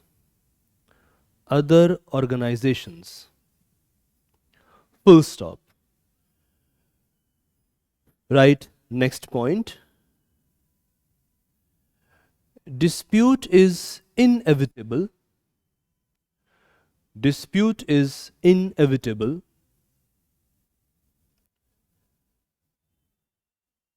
in a political community. Dispute is inevitable in a political community, and within bracket write discussion in citizenship class. Discussion in citizenship class. We will discuss that there ना, वहीं पे लिखवाएंगे, क्यों double लिखना है. Discussion in citizenship class. Full stop. Right, next point. This function of the judiciary is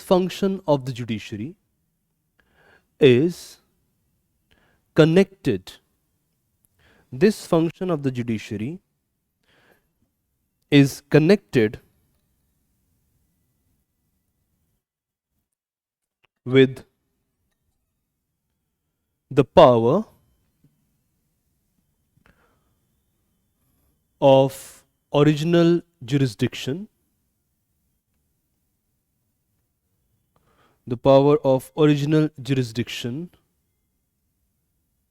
granted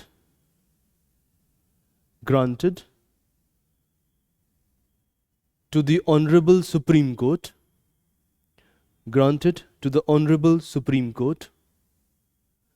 by the Indian Constitution.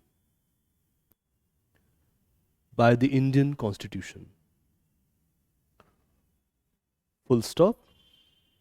Right, next point. Article 131 Article 131 of the Indian Constitution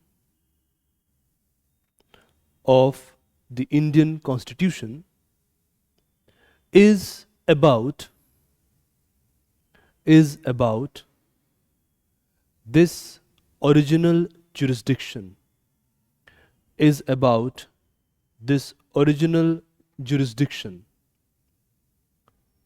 and in front of jurisdiction write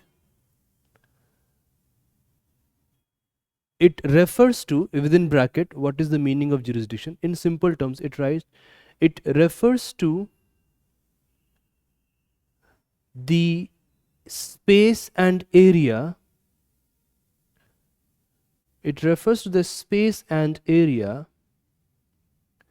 in which a judiciary oblique court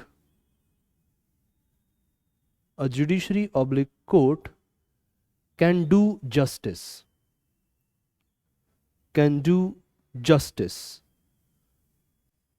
Bracket close. Full stop. So Article 131 is about original jurisdiction. It refers to a space and area in which a judiciary or court can do justice. This is simple meaning of jurisdiction. It is different from juridical or jurisprudence. We deal with that later. आज नहीं, अभी jurisdiction word आ गया, simple इसका meaning आपने लिख लिया. Now what I want, write this. What is the original jurisdiction? Okay, so full stop, right? As per this article,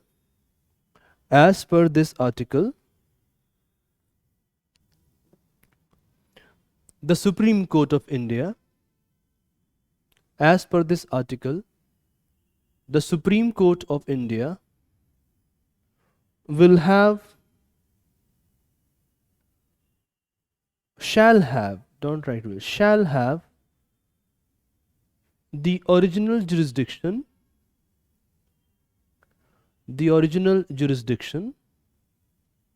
in any dispute, now sub point number 1, between Government of India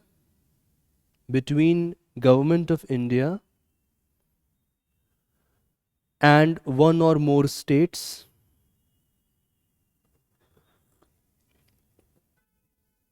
second, between, very carefully, Government of India, comma, a state or more states, between Government of India, comma, a state or more states, on the one side, and one or more states on the other. And write third sub point, between two or more states,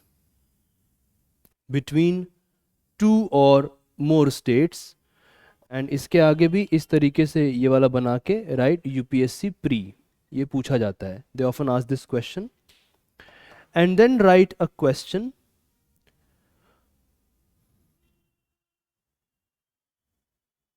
whether, write like this, whether the dispute between a union territory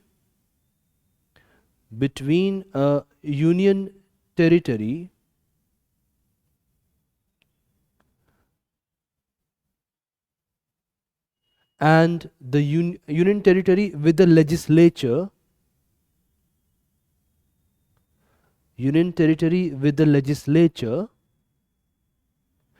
and government of India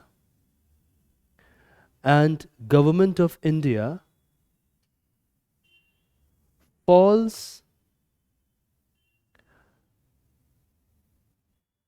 under the ambit, falls within the ambit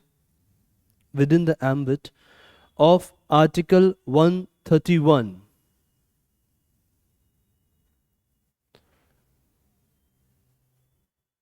Question mark. Homework. Alright, this is the homework. ये खोजना है थोड़ा सा, then I will discuss it. मिटा दे इसको. All clear so far? Any doubt?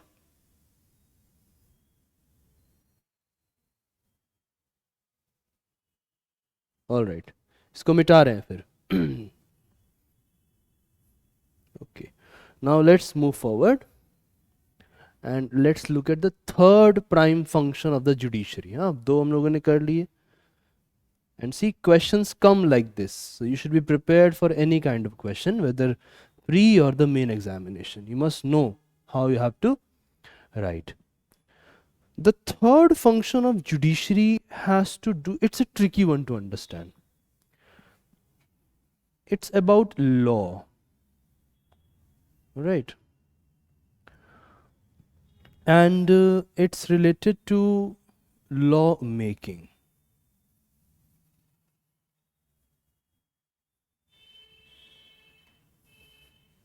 It is a difficult one to understand. Okay? Let's discuss this and then we move forward to the next function. So, if you remember anything about Article 13 when I was discussing that in the class, I mentioned what is law. So, in parlance, law refers to, let's say, rules, regulations, also suggestions, through which an individual behavior is guided, or let's say governed. Hmm. Because we are doing polity, let's say governed. And then I said that there are two prime functions of the law. So one is behavior, so it is guiding the behavior.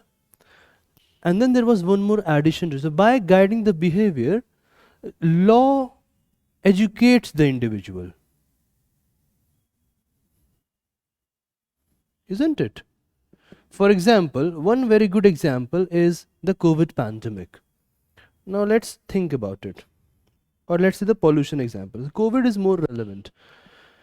So before COVID, we all were meeting, roaming around, all fun was going on. I'm still having fun, but let's say it was golden days, हाँ पुराने ज़माने की बात है ऐसा था. So before COVID, things were like this. Then the pandemic comes, and suddenly we realize that this virus is spreading from through air, and we have to use mask. Now it was difficult to understand this. For many people, they were like कि COVID है ही नहीं, हुआ है. Many people still say like this. There are some conspiracy theories as well. And meanwhile, what we understood through law is that now we have to make sure that I'm not an agent of the virus, and if I'm not the agent of the virus, and if I am, in both the circumstances, I must wear a mask. So my behavior, first of all, my behavior was regulated. ठीक है? Governed or regulated, whatever you use. So now I have to carry a mask. Wherever I go, I have to wear a mask. But then through this regulation, the law is educating me in how to conduct myself in the corridors of the family or in public spaces. So there is an element of education as well. But this means that anything could have the power of law. You can bring religion here. धर्म में भी दिया हुआ है फलानी तरह से बैठो etc etc. You can bring community here. Let's say khap panchayat, jeans मत पहनो, मोबाइल का यूज मत करो etc etc. But when we use the term law here, we are actually referring to the law made by the government. All right. And how government is going to frame these laws? Usually, as far as Indian context is concerned, by the constitution, known as fundamental law of the land. Now in this also there are some other elements involved. For example, there are some very basic features of this law. This law has authority. It means that this law is legitimate. And if some section of the population are against the law, they don't believe in law, they can protest. Everything is there. So unlike, let's say, a law made by Khap Panchayat, jeans mat pehno, that's illegitimate. The law made by the government is legitimate. It has authority of the government. Then there is a provision of punishment. है ना? Abhi, for example, if you are in Delhi, you believe in this song ki wherever I go I can turn my car, jitne jayenge gaddi modange kind of gana. But suppose there is a person in the white dress standing right next to you, in front of you, near the traffic light. You will be the most decent driver in this entire country. You will follow law like anything because there is an element of punishment. Then if you think about idea of law here, what we mean by law, not just punishment, it also means that this law has a binding authority. So there is some element of bindingness. It is binding. It doesn't matter whether you like the law or not, you are bounded by it. Then fourth is, sometimes this law is often, many a times, against popular will. It is sometimes against popular will. For example, if you think about Indian context, not many people will be in favor of rights of all those individuals who practice homosexuality for that matter. But the judiciary in India ensured that they have a right of dignified existence. So it was against popular morality, it was against popular will sometimes. Huh? So this law is sometimes against popular morality. And then there is another element of law in it. Sometimes law establishes popular conventions. It establishes popular conventions. For example, definitely if there are two consenting adults, they can marry anywhere in the court. But then law also recognizes Hindu marriage, Parsi marriage, Muslim marriage, etc. So it establishes popular conventions as well. Now what happens here? One of the prime functions of judiciary is about law making. Now why this becomes a problem? The problem is that if you remember the idea of doctrine of separation of power, see here, if you remember the idea of doctrine of separation of power, in that doctrine, law making is prerogative of legislature, isn't it? But here we are saying that even the judiciary has the power to make laws. That is why this becomes a problem here. How could judiciary has this power? How is it possible? Sometimes people say, and some scholars argue, that instead of using law making, we better refer this term again, law interpretation. Sometimes they say better it is used law interpretation or interpreting the law. Fine. Let's go back to the old model. Okay? Legislature made the law. Now judiciary is interpreting the law. Let's agree. And then we disagree. Fine, let's take their argument. But yet the question remains.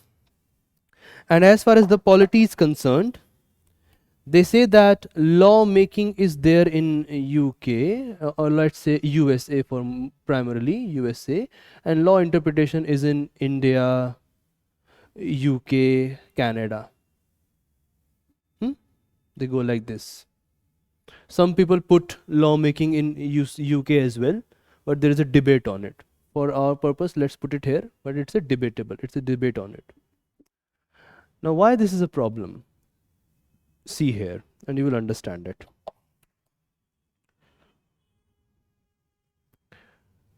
When judiciary is interpreting the law, let's take this argument first, and then we will understand how judiciary makes law. Suppose there is a law made by legislature, let's say XYZ, and now judiciary is going to interpret whether this law is in accordance with the constitution. Accordance with the constitution. And then judiciary takes a decision that 20% of this so-called law is not in accordance with the constitution. It means that judiciary declared that 20% as null and void. So judiciary changed the law through the interpretation. Now what will happen? This changed law will go back to legislature, and then legislature will form a law to which judiciary can agree. So even through interpretation, judiciary is getting involved in law making. One aspect of this is how judiciary frames law as well. It is involved in law making. The second point to understand here is that when judiciary is interpreting something, whether it is in accordance with the constitution or not, judiciary is using many articles. For example, in the Indian context, let's think about Article 32. Judiciary is giving orders. These orders have power of law. Here also, judiciary is involved in lawmaking. Let's have one more example. Think further. When judiciary is delivering a judgment which becomes precedent, so through a judgment which has a precedental value, or also say informative value, both, in this context as well, any further judgment by the judiciary will be based on this judgment, and any further interpretation or inquiry, whether a particular law made by the parliament or whether a particular action taken by the executive is violative of the fundamental right or is in violation of the constitution or not, this judgment will have a value upon it. So here also judiciary involved in law making. That is why through the ideas of extended meaning of procedure established by law and due process of law, public interest litigation and judicial review, through all these tactics and tools available at the disposal of the judiciary, now we argue that one after two, the third prime function of the judiciary is law making, and it is also known as judicial law making. As far as Indian Constitution is concerned, Article 13 gives this power, right? Article 32 to some extent, but majorly Article 13. Provisions of PIL give this power. And very interestingly, Article 142 gives this power as well. So this is the third function of judiciary, law making. Write it down. I think we will be able to do one more function. It's too much, na? Right. Third function, judicial law making. Judicial law making. And right.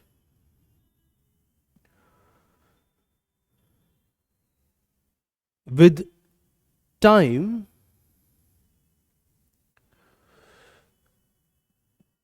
judiciary has expanded. With time, judiciary has expanded the function of the meaning of adjudicating upon the law,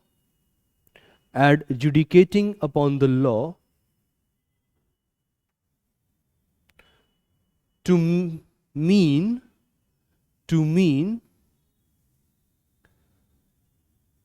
making the law. Has expanded the meaning of adjudicating upon the law to mean making the law. Then right. Judiciary, next point, judiciary gets involved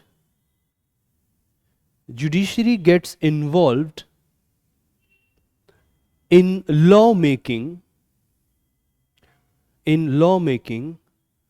through multiple mechanisms.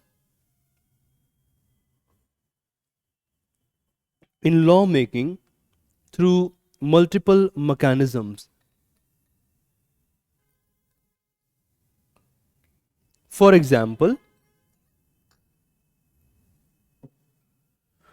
write a sub-point under it. By declaring a law unconstitutional.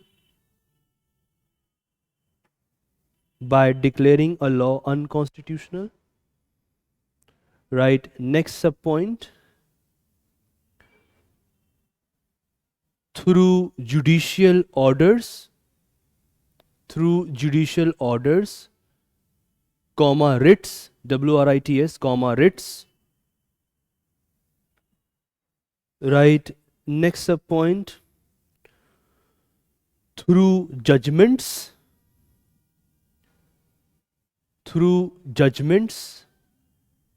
that inform further law making,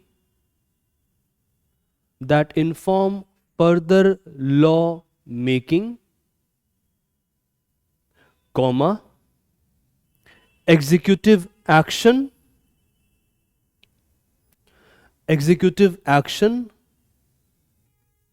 comma, interpretation of the Constitution.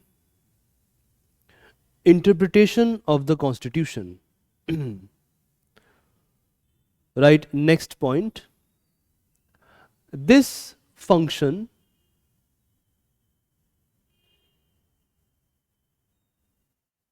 is visible in Article 13. This function is visible in Article 13. Okay, third wala, हाँ लिखो, through judgments that inform further law making, comma, executive action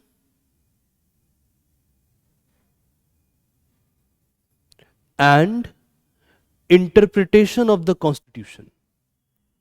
Law making, comma, executive action and interpretation of the Constitution. Full stop. अगला point लिखिए, this function is visible in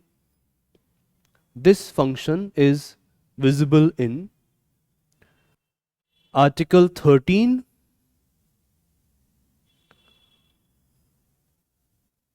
comma 32 bracket में लिखिए to some extent. Article 32 bracket में to some extent, पूर्णतः नहीं है, पूरे रूप में नहीं है, थोड़ा बहुत है.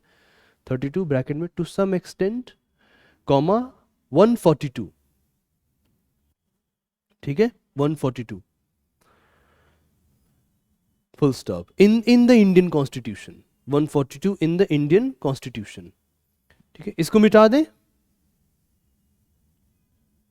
इसको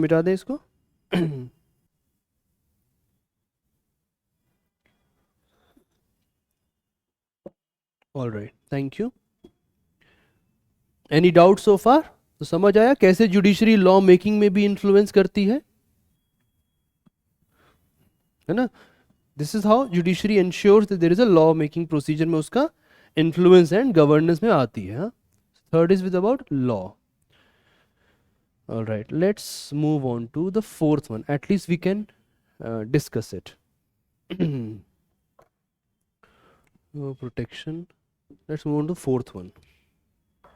We have around, we have 7 minutes. We can at least discuss it. Then judiciary has a very significant function to perform in a federal system. Okay.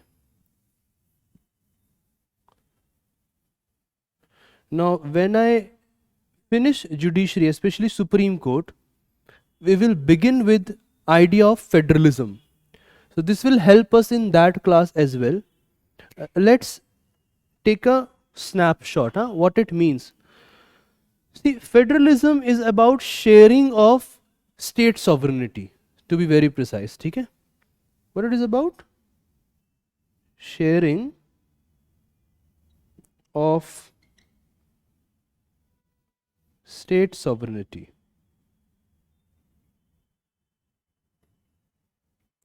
And by state sovereignty we actually mean governmental power here.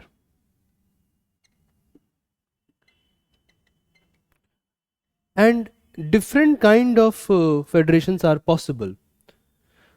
It could mean that there were already sovereign states which came together to form a federation, or it could mean that there were no sovereign states, but through some arrangement they developed into a federation. So it implies that there are if not more, but at least 2 levels of government.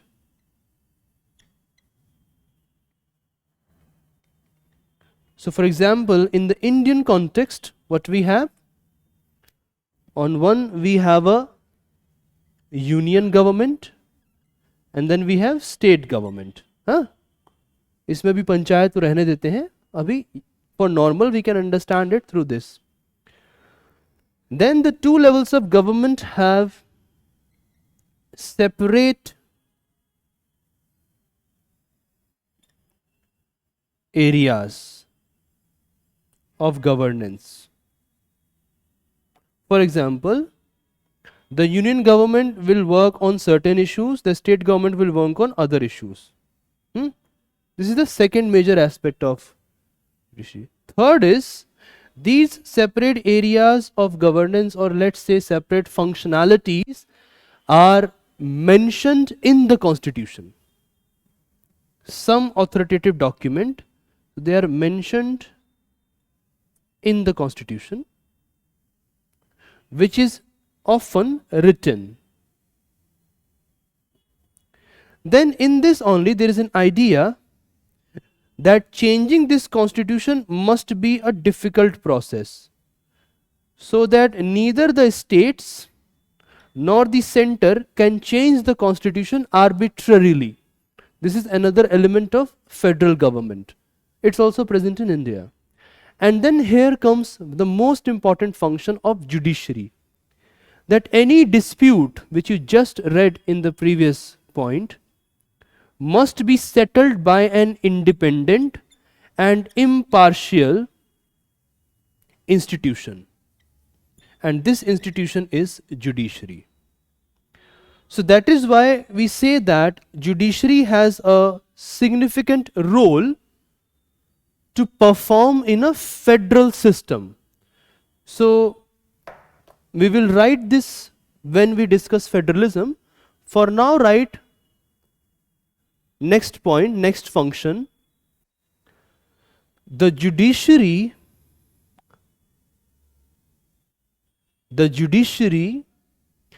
being an independent,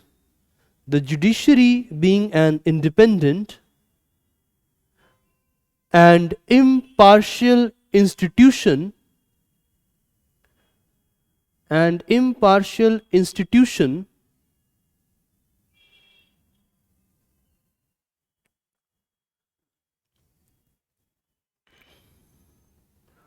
charged with the responsibility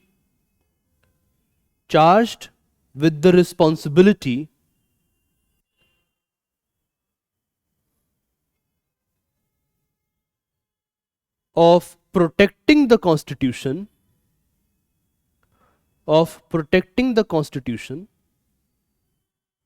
has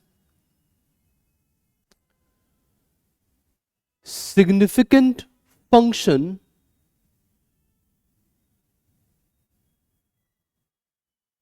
in maintaining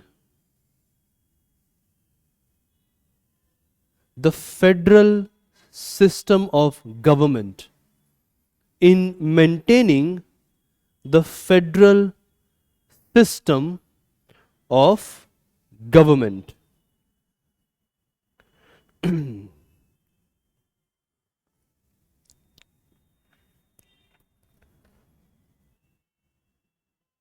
So, to conclude today's class, if we look at these functions, what it means is that whether it is your freedom, whether it is governance, whether it is sustenance of the polity, whether it is maintaining the constitutional apparatus, whether it is securing your rights, in sum total, the idea of freedom, the idea of rights, the idea of polity is meaningless if there is no independent and impartial judiciary to act as the custodian of the constitution.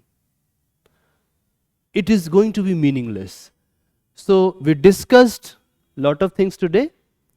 In tomorrow class, we carry on with the idea of independence of the judiciary, what it means, on what factor it depends, and why it is significant. Then judiciary's relation with parliament and executive, and then we move on to composition of Supreme Court in India. Any doubts you can send? I'll see you all tomorrow. Been a long, I've been back for some classes, then we can further study. All right?